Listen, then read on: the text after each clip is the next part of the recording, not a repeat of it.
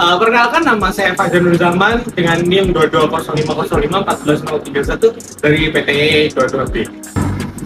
Perkenalkan, nama saya Via Ainun Nasiha dengan NIM 220505140132 dari PTE 22B. Perkenalkan, saya Syafira Ramadhani Urisha Putri dari kelas PTE 2022B, NIM 2205051441.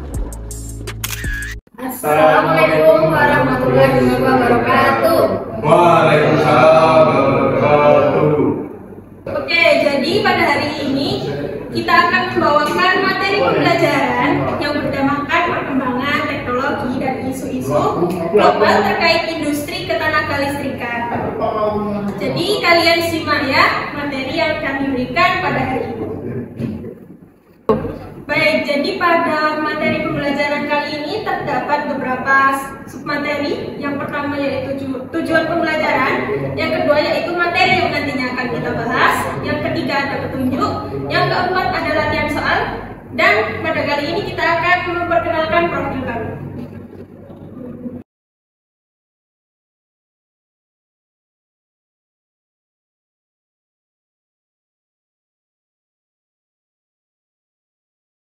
Baik, karena kami telah memperkenalkan profil kami, maka selanjutnya adalah kita akan menuju ke tujuan pembelajaran.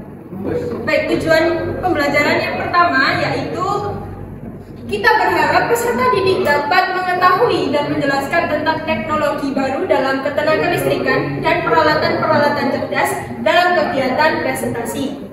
Yang kedua yaitu peserta didik dapat mengenal teknologi baru dalam ketenaga listrikan, peralatan-peralatan cerdas dengan baik dan benar dalam kegiatan presentasi. Baik, selanjutnya kita akan beralih ke materi.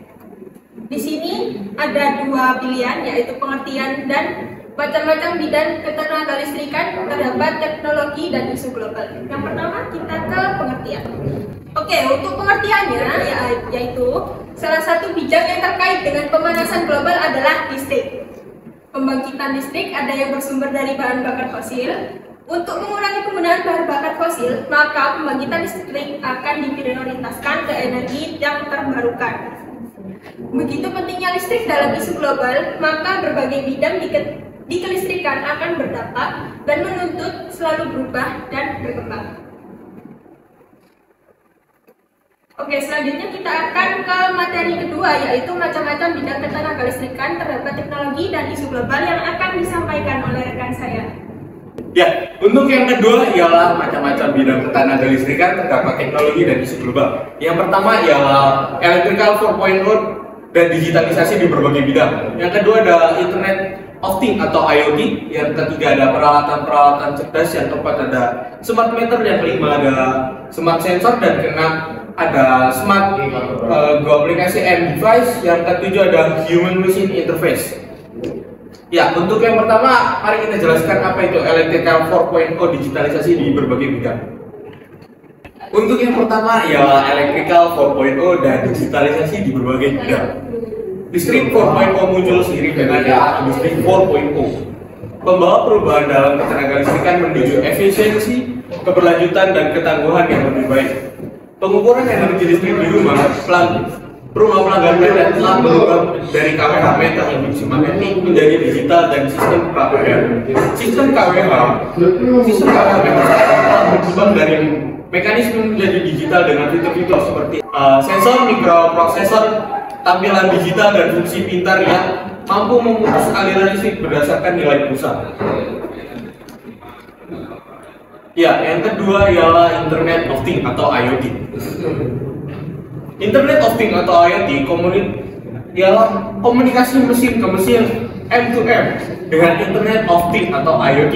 Skala besar yang terintegrasi untuk peningkatan otomasi, peningkatan komunikasi dan pemantauan mandiri, serta produksi mesin pintar yang dapat menganalisis dan mendiagnosis masalah tanpa perlu campuran tangan manusia.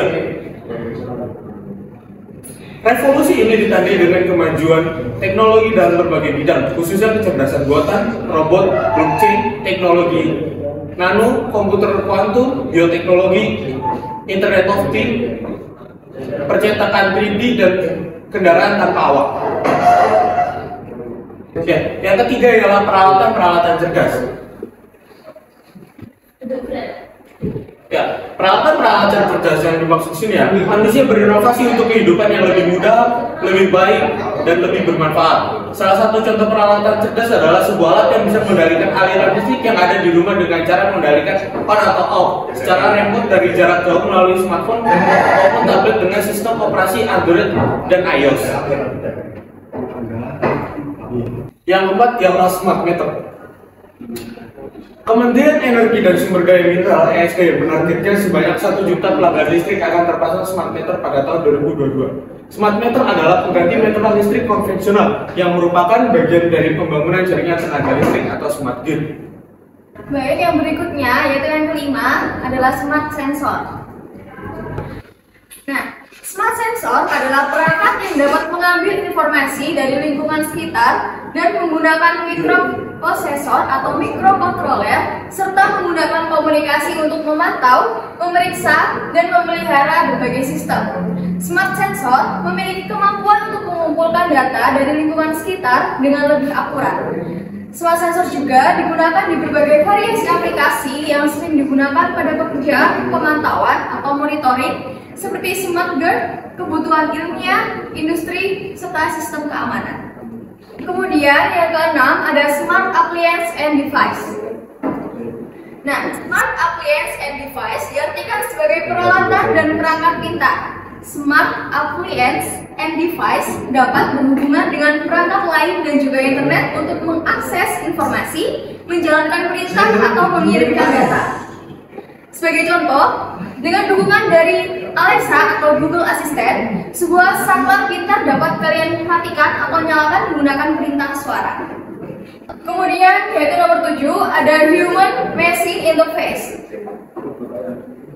Nah, di sini human machine interface di mana dapat diartikan perangkat yang menghubungkan manusia dan mesin dengan cara menampilkan grafis dan juga memberikan fasilitas pengendalian dari mesin yang dioperasikan. Setelah menjelaskan materi, kita beralih ke petunjuk untuk mengerjakan latihan soal. Nah, yang pertama, kalian baca dengan teliti latihan soal yang akan kita berikan. Yang kedua, yaitu perhatikan kata kunci. Yang ketiga, baca semua pilihan jawaban. Yang keempat, gunakan proses eliminasi untuk memudahkan kalian dalam menjawab soal. Yang kelima, tetapkan waktu untuk setiap soal. Yang keenam, jangan terlalu lama pada satu soal. Dan yang terakhir, periksa kembali jawaban Anda. Oke, sekarang kita akan membahas latihan soal ya. Untuk nomor 1, pertanyaannya adalah mengapa industri 4.0 sangat diperlukan? Untuk jawaban pilihan A adalah menyebabkan pengangguran dan ketidaksetaraan ekonomi. Yang B membawa transformasi besar dalam bekerja dan berproduksi. Yang C menghilangkan pekerjaan manusia dan menggantikannya dengan kecerdasan buatan. Nah, menurut kalian nih, yang jawabannya yang benar yang mana ya?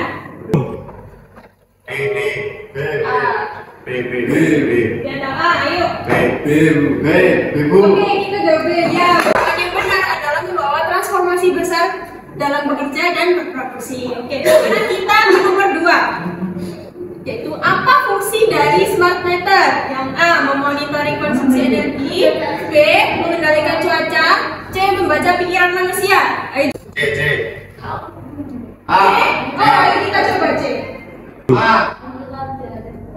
Ya, salah. Jadi jawaban yang benar adalah A. Betul. Memonitoring konsumsi energi. Soal yang ketiga yaitu apa kegunaan smart sensor bagi kehidupan sehari-hari? Yang A, pengawasan kesehatan pribadi. B, mengendalikan cuaca di luar ruangan. C, memecahkan konflik interpersonal. Jawabannya yang mana?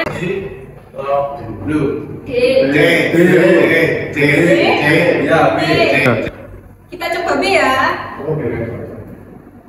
Ya, salah. Jadi jawaban yang benar adalah untuk pengawasan kesehatan pribadi. Baik. Selanjutnya, ada 7 soal essay. Soal yang pertama, Sebuah perusahaan listrik sedang mempertimbangkan untuk mengimplementasikan teknologi IoT dalam sistem distribusi listriknya. Jelaskan bagaimana IoT dapat meningkatkan efisiensi dan keandalan sistem distribusi listrik. Selain itu, identifikasi potensi tantangan yang mungkin dihadapi dalam menerapkan teknologi ini, dan usulkan solusi untuk mengatasinya. Soal yang kedua, bagaimana implementasi smart meter dalam membantu dalam efisiensi penggunaan energi listrik di dalam rumah tangga? Soal yang ketiga, diskusikan potensi perkembangan masa depan dari teknologi smart meter dan dampaknya terhadap industri ketenagalistrikan secara keseluruhan. Soal yang keempat, bagaimana smart sensor dapat digunakan dalam monitoring dan pengukuran kualitas daya listrik di suatu instalasi industri? Soal nomor 5, diskusikan perkembangan masa depan dalam teknologi smart sensor dan implikasinya terhadap industri ketenagalistrikan, termasuk potensi integrasi dengan AI dan IoT. Soal nomor 6, jelaskan konsep dasar dari Human Machine Interface dan berikan contoh aplikasi HMI dalam industri ketenagalistrikan. Soal yang terakhir nomor 7, bagaimana integrasi teknologi seperti augmented reality atau virtual reality dapat meningkatkan pengalaman pengguna dalam penggunaan HMI di lingkungan industri ketenagalistrikan. Nah, untuk soal pilihan ganda sudah disediakan jawabannya. Sedangkan untuk soal esai, kalian bisa mengerjakan pada halaman yang sudah disediakan. Baik, selanjutnya kita akan beralih ke simulasi dari contoh smart sensor. Di sini yang kita gunakan adalah sensor LDR, yaitu Light Dependent Resistor, adalah komponen elektronik yang resistansinya bisa berubah sesuai dengan intensitas cahaya yang mengenainya. Jadi di sini kita akan simulasikan pengaplikasian sederhana dari sensor LDR. Untuk komponen yang diperlukan di sini ada microcontroller, yaitu kita pakai Arduino, lalu kita perlukan breadboard, kita perlu satu sensor LDR atau photoresistor, dan kita perlukan 2 resistor dan 1 LED. Di sini untuk resistor yang pertama bernilai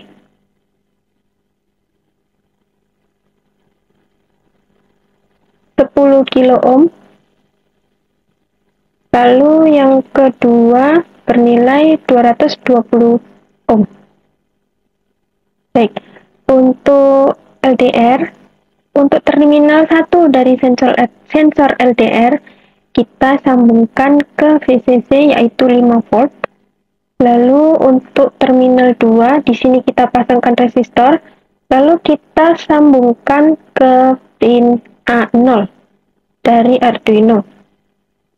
Lalu untuk LED-nya, untuk anoda kita pasangkan resistor, lalu kita sambungkan ke pin 10 dari Arduino digital pin. Lalu untuk katodanya kita sambungkan ke ground. Di sini masing-masing terminal 1 dari masing-masing resistor nanti kita juga akan sambungkan ke ground. Oke, untuk kode programnya di sini ini adalah kode program yang kita pakai kali ini. Yang pertama ini untuk pin LED kita menggunakan pin 10. Untuk pin LDR kita menggunakan pin A0. Lalu untuk fetch setup di sini kita mendefinisikan pin LED sebagai output, lalu mendefinisikan pin LDR sebagai input. Lalu untuk void loop-nya, ini kita ada kode program untuk mengontrol LED berdasarkan nilai LDR. Jadi jika nilai LDR kurang dari atau sama dengan 500, maka LED akan menyala. Dan jika nilai LDR lebih dari 500, maka LED akan mati. Baik, itulah penjelasan dari kode programnya. Sekarang kita coba simulasikan. Kita klik Start Simulation. Nah, di sini kita bisa mengontrol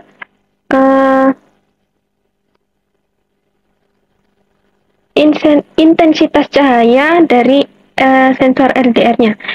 Jika di sini intensitas cahayanya semakin redup, di sini semakin terang. Kita coba geser ke semakin terang, maka LED-nya akan mati sesuai dengan kode program yang kita buat tadi. Jika di atas 500, maka LDR akan mati.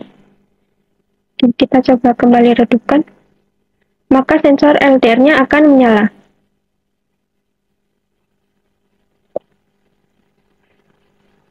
Nah, jadi beberapa contoh pengaplikasian sederhana dari sensor LDR ini dalam kehidupan sehari-hari, kita bisa mengaplikasikannya untuk lampu jalan otomatis yang dapat menyala secara otomatis saat hari mulai gelap dan mati ketika hari mulai terang. Jadi sensor LDR ini mendeteksi tingkat cahaya lingkungan dan mengirim sinyal ke rangkaian untuk menghidupkan atau mematikan lampu.